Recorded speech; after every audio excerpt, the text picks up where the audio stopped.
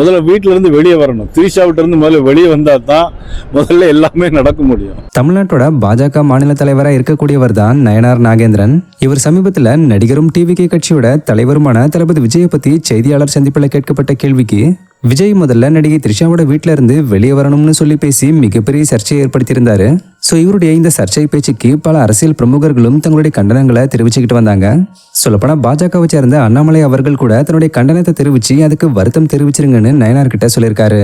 இப்படி இருக்கிற நிலையில இந்த ஒரு சர்ச்சை பேச்சுக்கு எந்த ஒரு ரெஸ்பான்ஸுமே கொடுக்காம இருந்துகிட்டு வந்த ஆக்ட்ரஸ் த்ரிஷா ரீசெண்டா தன்னுடைய கண்டனத்தை தெரிவிக்கிற வகையில வக்கீல் நோட்டீஸ் ஒன்று தன்னுடைய சோஷியல் மீடியா பேஜ்ல ஷேர் பண்ணியிருக்காங்க.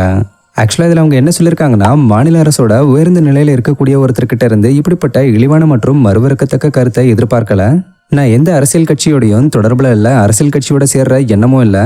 இதுக்கு முன்னாடி நான் தொடர்ந்து தெரிவிச்சது போல அரசியல் விஷயங்கள்ல எப்பவுமே நடுநிலையான நிலைப்பாட்டையே கடைபிடிச்சுக்கிட்டு வரேன். என்னுடைய கலை திறமையால மட்டுமே என்ன மதிப்பிடணுமே தவிர அரசியல் தொடர்புகள் என்ற குற்றச்சாட்டுகளால் இல்லை. தனிப்பட்ட வாழ்க்கையை பொதுவெளியில விவாத பொருளை ஆக்கக்கூடாதுன்றது தான் என்னுடைய பொதுவான நெறிமுறை. உயர்ந்த பதவியில் இருக்கக்கூடியவங்க பொதுவெளியில பேசும்போது பொறுப்புணர்ச்சியோடையும் சமநிலையோடையும் நடந்துக்கணும். இதுக்கப்புறம் என்னுடைய பெயரை எனக்கு தொடர்பில்லாத எந்த விஷயத்திலுமே இழுக்க வேண்டாம்னு ஆக்ட்ரஸ் த்ரிஷா இந்த வக்கீல் நோட்டீஸ் மூலமா தெரிவிச்சிருக்காங்க. இதை தொடர்ந்து ரீசெண்டா நெல்லையில நயனார் நாகேந்திரன் அவர்கள் செய்தியாளர் சந்திப்புல, என்னுடைய அரசியல் வாழ்க்கையில யாரையுமே தனிப்பட்ட முறையில விமர்சிச்சதில்ல. அன்னைக்கு என்னுடைய வாயிலிருந்து தவறி வந்த ஒரு வார்த்தை தான் அது.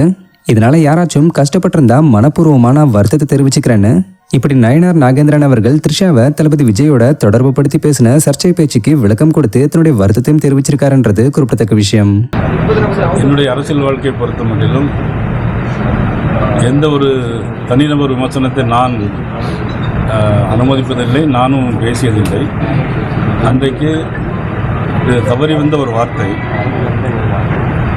அதற்கு எங்களுடைய அகில இந்திய தலைவி மதிப்புக்குரிய வானதி சீனிவாசன் அவர்களும் ஏற்கனவே என்னிடம் பேசியிருந்தார்கள்.